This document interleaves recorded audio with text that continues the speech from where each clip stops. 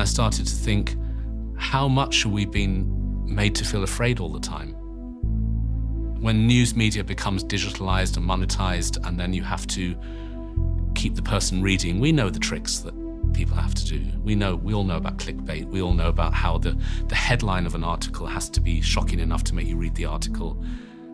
And then you see the ads. You don't actually find out the information until two-thirds of the way down. Yeah. We know that. And we're all wise to that on one level, and on the other level, we're completely influenced by it. So we're now walking around in a world where we're constantly being told we are in danger. I'm not here to, I'm not anti-technology. It's great, it can do so many good things, but it's like food. You gotta eat it in the right way. If you overeat, you get sick. If you're not discerning about what you eat, you're gonna get ill. It's the same with technology. And so, yeah, fear is now used in every walk of life. Fear is used more than ever in politics to make us afraid so that we vote for people because of fear. Fear is used so much now to make us go shopping. Hurry up while stocks last. So what do we do about that when we live in a world that is commercially driven or driven by power dynamics that mean that fear is just a great motivator and a great way to influence? I think we have to protect our minds with meditation. Does this mean like throw your phone away and don't go outside? What does it mean? No, don't throw your phone away. Don't go and run away to the mountains. Learn to face the fear. Learn to be fearless in a frightened world. And I think this is something very practical, because I do this through practicing microscopic moments of meditation in busy situations. What does that mean? So I might be standing in a queue and I'll feel the ground under my feet.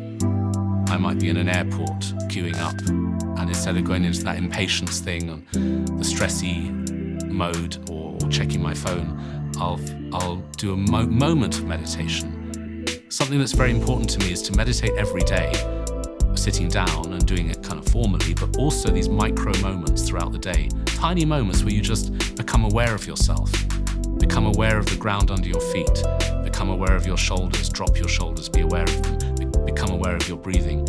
And I find that if you do this in queues and traffic jams, it changes your entire reality.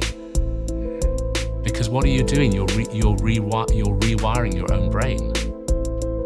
You know how whenever we're in a stuck situation, like a queue or a traffic jam, we are wired to respond with tension and impatience.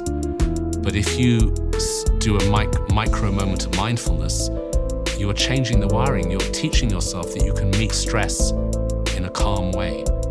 You can be okay with being stuck in the traffic. So what that does is it then makes you more fearless, because you're almost like looking forward to the next traffic jam. Whereas most of us are just reacting to situations. Instead of reacting, you're thinking, bring it on. There is a gap, isn't there, between what happens and how we react? That's the crucial gap, the gap between impulse and action. Because so much is reaction. So much, I think we spend so much of our lives just reacting. In that I feel hungry, so I eat. Somebody says hello, I say hello. But even on a moment-to-moment basis, how much are we consciously living and how much are we just reacting? And so when we can find that gap between the impulse and the action and make a different choice, I think it's almost like in every moment we're standing at a fork in the road. In every moment. One road is the road of reaction and the other road is the road of response. Meditation helps you pause and see you could make a choice. I don't have to get stressed out in traffic. I could instead be mindful. Or